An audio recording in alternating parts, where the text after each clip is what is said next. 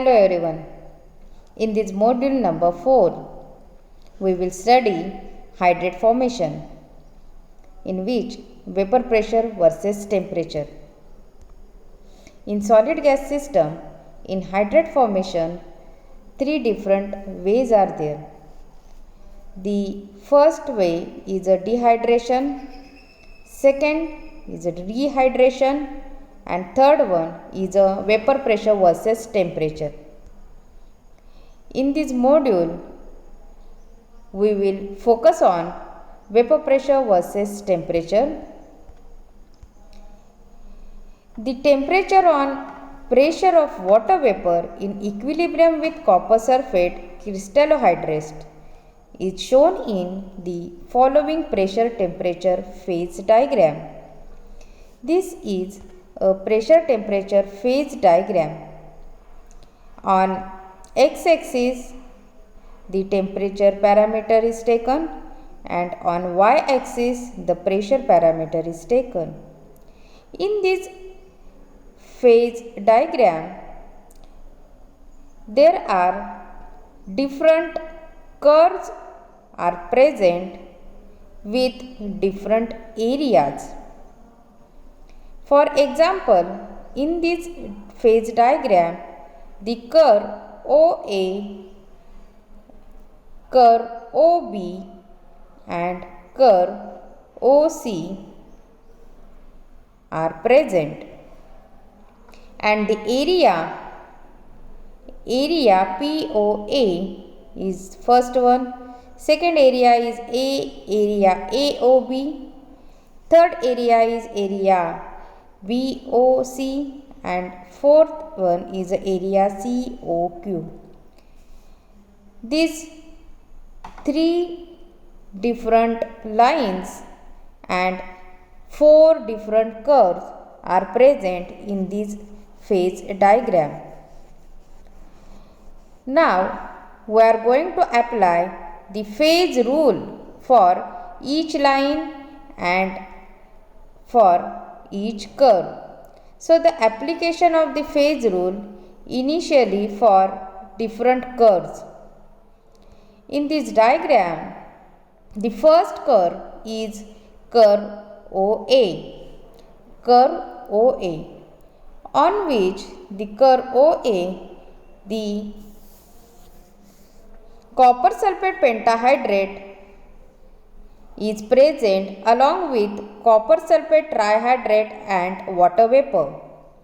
So for such a system, the application of phase rule takes place like F is equal to C minus P plus 2, that is equal to 2 minus 3 plus 2, and finally we will get the answer is 1.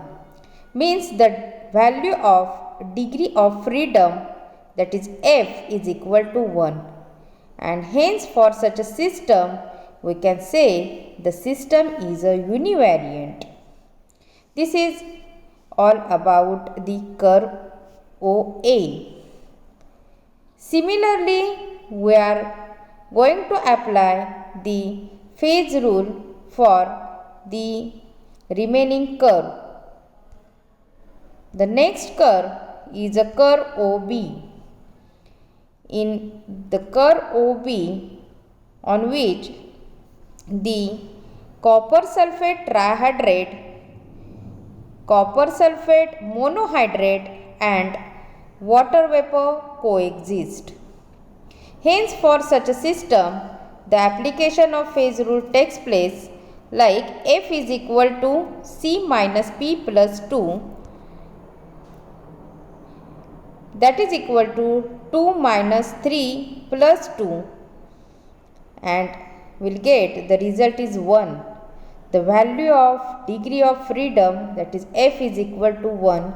Hence this system is a univariant. The next curve is the curve OC. On this curve, the copper sulfate monohydrate, anhydrous copper sulfate and water vapor coexist.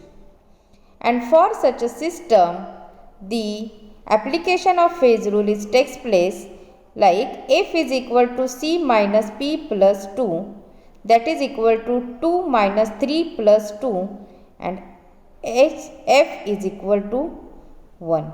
The result is 1, means the value of the degree of freedom is found to be 1.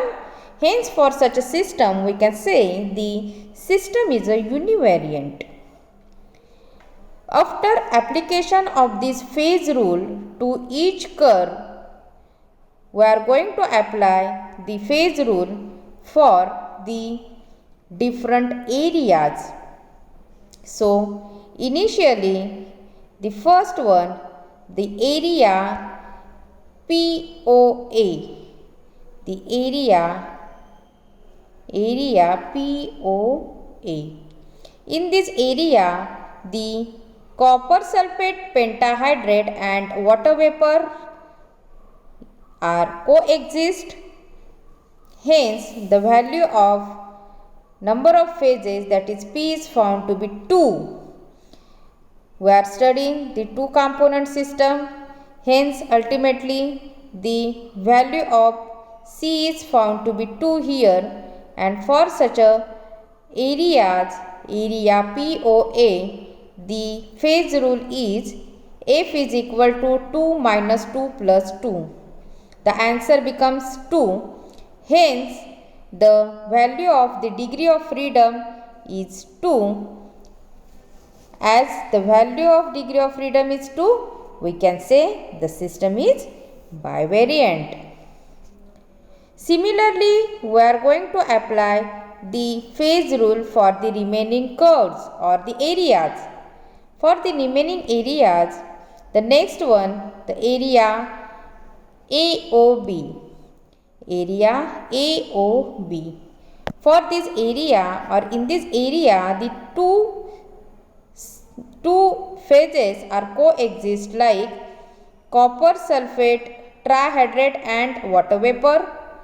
And for this, after application of the phase rule, we found that the value of the degree of freedom is 2, means the system is a bivariant. And the next area is the area BOC. Area BOC. In this area, the copper sulfate monohydrate and water vapors are coexist. Hence, for such area, the application of phase rule is takes place like with way F is equal to C minus P plus 2. Here, the number of component is 2, number of phases is 2. Hence, the value of the degree of freedom is found to be 2, and for such a system, it is known as a bivariant system. And finally, the last area is a area COQ. In this area, you can see the anhydrous copper sulfate and water vapor is there. For such a system, the application of phase rule is takes place like this way. F is equal to C minus P plus 2. F is equal to then 2 minus 2 plus 2. After putting the value of number of component and the number of phases, will get the value or the result as a degree of freedom value is 2. As the number of degree of freedom value is 2, the system is a bivariant system. So, in such a way that in this module, we discussed the application of this phase rule in different curves and for different areas in vapor pressure versus temperature diagram. So, here I am ending the discussion of these vapor pressure versus temperature phase diagram. Important to note that please download the uploaded study material of this module for further study. Please submit the assignment of this module in given stipulated time and please provide your valuable feedback for suggestions about this module. Thank you for watching this video. In the next module, we will see the new concept of the phase equilibria. Thank you for watching this video.